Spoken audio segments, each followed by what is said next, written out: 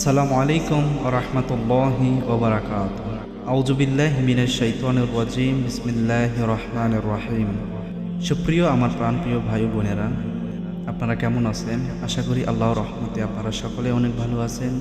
সম্মানিত বন্ধুগণ, আমি আলহামদুলিল্লাহ অনেক ভালো আছি আল্লাহর রহমতে।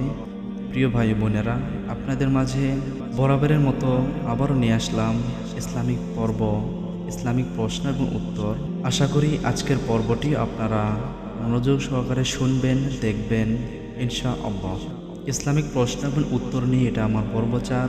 সকলকে অনুরোধ করব ভিডিওটি স্কিপ না করে পুরোপুরি দেখার, এবং দেখার সাথে সাথে অবশ্যই আপনি একটা লাইক বাটনের লাইককে ক্লিক করে অবশ্যই ভিডিওটি কন্টিনিউ করুন। ইসলামিক প্রশ্ন এবং উত্তর শুনুন।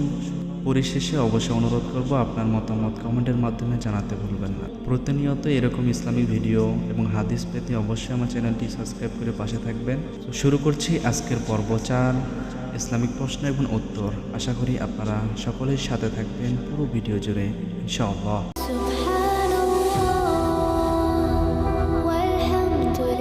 প্রিয় ভাই বোনেরা, আজকের পর্ব থাকছে ঈমান ও আকীদা নিয়ে প্রশ্ন এবং উত্তর 20টি। পর্ব 4। প্রশ্ন 1। বর্তমান যুগে অনেক লোক বিপদ মুসিবতে পড়লে কি করে থাকে? উত্তর: বর্তমান যুগে এই অবস্থায় অনেক মানুষ শিরকে লিপ্ত হয়, মাজারে দরবারে ধর্ণা দেয়, পীরের দরগায় নজর মান্যত করে, তাবিজ কবজ ব্যবহার করে ইত্যাদি। প্রশ্ন 2। নবী রাসূলগণের দাওয়াতের মূল বক্তব্য কী ছিল?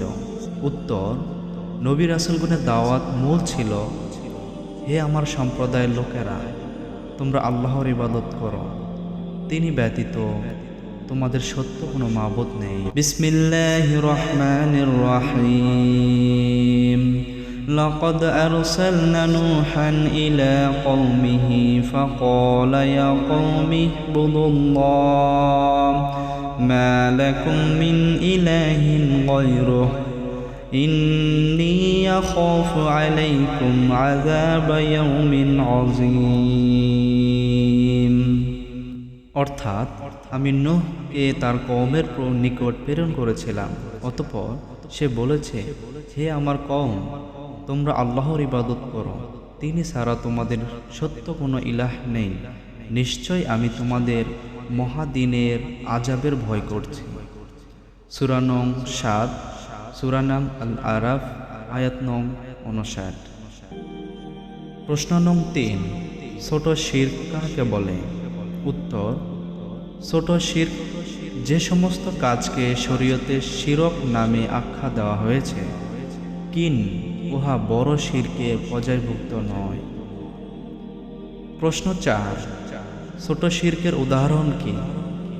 উত্তর: ছোট শিরক উদাহরণ হলো মানুষকে দেখানো কিংবা প্রশংসা কুড়ানো কিংবা দুনিয়া অর্জনের উদ্দেশ্যে ইবাদত করা, তাবিজ কবজ ব্যবহার করা, আল্লাহ ছাড়া অন্যের নামে শপথ করা, গণক জ্যোতিষীর কাছে যাওয়া ইত্যাদি। প্রশ্ন 5। তাবিজ কবজ ব্যবহার সম্পর্কে ইসলামের হুকুম কি? উত্তর: তাবিজ কবজ ব্যবহার সম্পর্কে এ কাজ ছোট শিরকের অন্তর্ভুক্ত, তবে এটাকেই ত্রাণকর্তা ও আরোগ্যদাতা বিশ্বাস করলে বড় শিরক। প্রশ্ন 6। ছোট শিরকে লিপ্ত হলে তার পরিণতি কি? উত্তর: ছোট শিরকে লিপ্ত হলে তার পরিণতি হলো সে ইসলাম থেকে বের হবে না, তবে তার একই কাজ কবিরা গুনাহের চাইতে বড় গুনাহ। প্রশ্ন 7। পিতামাতার স্থান, মসজিদ, কাবা প্রভৃতির নামে শপথ করার হুকুম কি? উত্তর: এগুলো নামে শপথ করা হলো এরূপ শপথ বা কসম করা ছোট শিরকের অন্তর্ভুক্ত। প্রশ্ন 8। আব্দুর রসুল রাসূলের বান্দা, আব্দুন নবী গোলাম মোস্তফা, আব্দুল মুত্তালিব মুত্তালিবের বান্দা প্রভৃতি নাম রাখা কি? উত্তর: এরূপ নাম রাখা ছোট শিরকের অন্তর্ভুক্ত। প্রশ্ন 9। ইবাদতে রিয়া বলতে কি বোঝায়? উত্তর: ইবাদতে রিয়া বলতে বোঝায় মানুষকে দেখানো বা তাদের প্রশংসা ও ভালোবাসা পাওয়ার উদ্দেশ্যে কোনো ইবাদত সম্পাদন করা। প্রশ্ন 10, গণক বা জ্যোতিষীদের কাছে যাওয়ার ক্ষতি কী?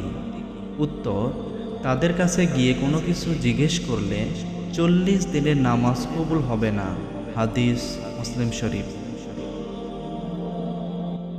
প্রশ্ন 11, গণক বা জ্যোতিষীদের কথা বিশ্বাস করার পরিণাম কী?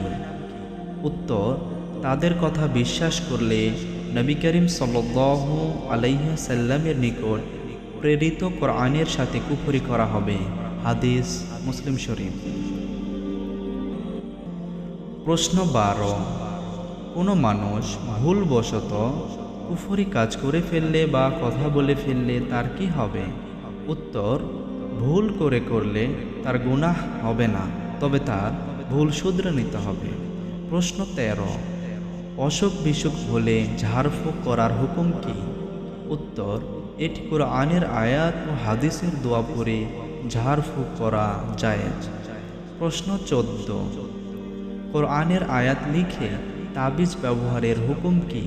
উত্তর, এটি বলতে নাজায়েজ, কেননা এটা জায়েজ হওয়ার পক্ষে নবী সাল্লাল্লাহু আলাইহি সাল্লাম বা সাহাবা তাবিঈনের কারো থেকে কোনো দলিল নেই। তাছাড়া কোরআনকে এভাবে ব্যবহার করলে কোরআনের অবমাননা হয়। প্রশ্ন 15, বেদআত কাকে বলে? উত্তর, বেদাত বলতে বোঝায় সওয়াবের নিয়ত করে যে ইবাদত করা হয় অথচ তার পক্ষে শরীয়তে দলিল পাওয়া যায় না, তাকে বিদআত বলে। প্রশ্ন 16, বর্তমানে প্রচলিত কিছু বেদআতের উদাহরণ কি? উত্তর, বিদআতের উদাহরণ হল নামাজে মুখে নিয়ত, মিলাদুন নবী উদযাপন, দলবদ্ধভাবে জিকির, কুলখানি, চল্লিশা, খতমে জালালি, খতমে ইউনুস, ফাতিহা খানি, জন্মবার্ষিকী, মৃত্যুবার্ষিকী, শবে বরাত উদযাপন ইত্যাদি। প্রশ্ন 17, বেদআত দু প্রকার, ভালো বেদআত ও মন্দ বেদআত, এ সম্পর্কে আপনার মতামত কি? উত্তর, এরূপ ভাগ করার কোনো দলিল নেই, কেননা নবী করিম সাল্লাল্লাহু আলাইহি সাল্লাম বলেছেন প্রত্যেক বেদআতই ভ্রষ্টতা। মুসলিম শরীফ হাদিস।